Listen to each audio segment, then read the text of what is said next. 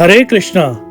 हमारे सनातन धर्म में वर्ष भर अनेक व्रत और त्योहार आते हैं, लेकिन कुछ तिथियां ऐसी होती हैं जिनका महत्व असाधारण माना गया है। इन्हीं विशेष तिथियों में एक है पद्मनी एकादशी। यह एकादशी साधारण एकादशी नहीं है, क्योंकि यह केवल पुरुषोत्तम मास या अधिक मास में ही आती है। पुरुषोत्तम मास स्वयं भगवान श्री हरि विष्णु को समर्पित माना गया है और इसी पवित्र मास में आने वाली यह एकादशी भक्तों के लिए अत्यंत शुभ और पुण्य देने वाली मानी गई है। कहा जाता है कि इस दिन किया गया पूजा पाठ, दान, मंत्र जाप और भगवान का स्मरण कई गुना फल प्रदान करता है। इसलिए इस एकादशी का इंतजार भक्त कई वर्षों तक करते हैं। आज की इस वीडियो में हम जानेंगे पद्मनी एकादशी 2026 में कब है, इसका क्या महत्व है, व्रत की सही विधि क्या है और सबसे महत्वपूर्ण पद्मनी एकादशी की अद्भुत कथा। तो आइए बिना समय गवाए शुरू करते हैं। सबसे पहले जानते हैं कि पद्मनी एकादशी कब है। साल 2026 में पुरुषोत्तम मास के दौरान आने वाली पद्मनी एकादशी 27 मई बुधवार को मनाई जाएगी। यह दिन भगवान विष्णु की आराधना के लिए अत्यंत शुभ माना गया है। लेकिन दोस्तों, केवल व्रत रखना ही पर्याप्त नहीं होता, बल्कि उसे श्रद्धा और नियम पूर्वक करना भी बहुत महत्वपूर्ण होता है। अब जानते हैं पद्मनी एकादशी का महत्व। शास्त्रों में कहा गया है कि व्यक्ति जीवन भर कितने भी अच्छे कार्य कर ले, लेकिन यदि वह भगवान का स्मरण नहीं करता तो उसका जीवन अधूरा माना जाता है। एकादशी का अर्थ केवल भोजन त्यागना नहीं होता। एकादशी का वास्तविक अर्थ है अपनी इंद्रियों पर नियंत्रण करना, अपने मन को भगवान में लगाना, क्रोध, लोभ, अहंकार और बुरे विचारों से दूर रहना।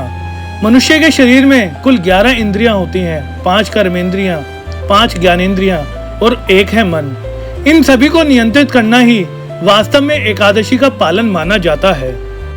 अब बात करते हैं पद्मनी एकादशी की पौराणिक कथा की। यह कथा प्राचीन समय की है। त्रेता युग में माहिष्मती नगरी में एक महान राजा राज्य करते थे, जिनका नाम था राजा कृतवीर्य। राजा अत्यंत धार्मिक, न्यायप्रिय और प्रजा का हित चाहने वाले थे। उनके राज्य में धन, वैभव और सुख सुविधाओं की कोई कमी नहीं थी। लेकिन राजा के जीवन में एक बहुत बड़ा दुख था। उनकी कोई संतान नहीं थी। समय बीतता गया, लेकिन उन्हें पुत्र की प्राप्ति नहीं हुई। राजा और उनकी पत्नी इस चिंता में दिन रात दुखी रहने लगे। कई वर्षों तक उन्होंने यज्ञ करवाए, दान किया, ऋषियों की सेवा की, लेकिन कोई फल प्राप्त नहीं हुआ। एक दिन राजा ने निश्चय किया कि अब वे राजमहल छोड़कर वन में जाकर तपस्या करेंगे। राजा अपनी पत्नी के साथ वन की ओर निकल गए। दोनों ने कठिन तपस्या प्रारंभ कर दी। दिन बीतने लगे, महीने बीत गए, फिर वर्ष भी बीत गए, लेकिन फिर भी उन्हें कोई सफलता नहीं मिली। राजा का शरीर कमजोर होने लगा। उनकी पत्नी अपने पति की यह अवस्था देखकर बहुत दुखी हुई। एक दिन राजा की पत्नी वन में घूम रही थी, तभी उनकी भेंट महान पतिव्रता अनसुईया माता से हुई। रानी ने माता अनसुईया को प्रणाम किया और अपनी पूरी समस्या बताई। उन्होंने कहा, हे माता, मेरे पति कई वर्षों से कठोर तपस्या कर रहे हैं, लेकिन हमें अभी तक कोई फल प्राप्त नहीं हुआ। कृपया कोई उपाय बताइए।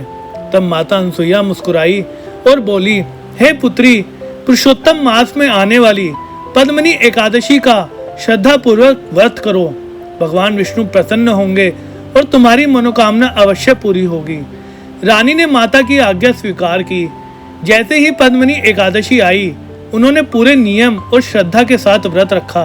रात भर जागरण किया, भगवान विष्णु का नाम जप किया, पूरी भक्ति के साथ पूजा की। उनकी भक्ति से भगवान विष्णु अत्यंत प्रसन्न हुए। तब भगवान विष्णु उनके सामने प्रकट हुए और बोले, हे देवी, मैं तुम्हारी भक्ति से प्रसन्न हूँ, वरदान मांगो। रानी ने हाथ जोड़कर कहा, हे प्रभु, हमें एक योग्य और पराक्रमी पुत्र की प्राप्ति हो। फिर भगवान विष्णु ने उन्हें आशीर्वाद दिया। कुछ समय बाद उन्हें एक तेजस्वी पुत्र प्राप्त हुआ। उस पुत्र का नाम था कार्तवीर्य अर्जुन। आगे चलकर वह अत्यंत शक्तिशाली और महान राजा बना। इस प्रकार पद्मनी एकादशी के प्रभाव से उनकी मनोकामना पूर्ण हुई। इस कथा से हमें क्या शिक्षा मिलती है? पहली शिक्षा, भगवान पर विश्वास कभी नहीं छोड़ना चाहिए। दूसरी शिक्षा, सच्ची भक्ति कभी व्यर्थ नहीं जाती। और तीसरी शिक्षा, धैर्य रखने वाले व्यक्ति को एक न एक दिन सफलता अवश्य मिलती है। अब जानते हैं व्रत की विधि। सुबह जल्दी उठकर स्नान करें, स्वच्छ वस्त्र पहने, घर के मंदिर में भगवान विष्णु की प्रतिमा या तस्वीर स्थापित करें, उन्हें पीले फूल अर्पित करें, तुलसी दल चढ़ाएं, घी का दीपक जलाएं।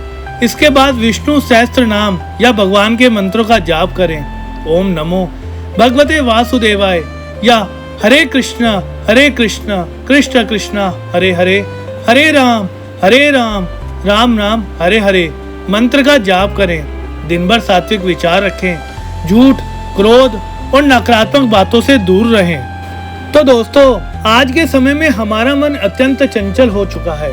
मोबाइल, सोशल मीडिया और अनेक चिंताएं मनुष्य को अंदर से कमजोर बना रही है।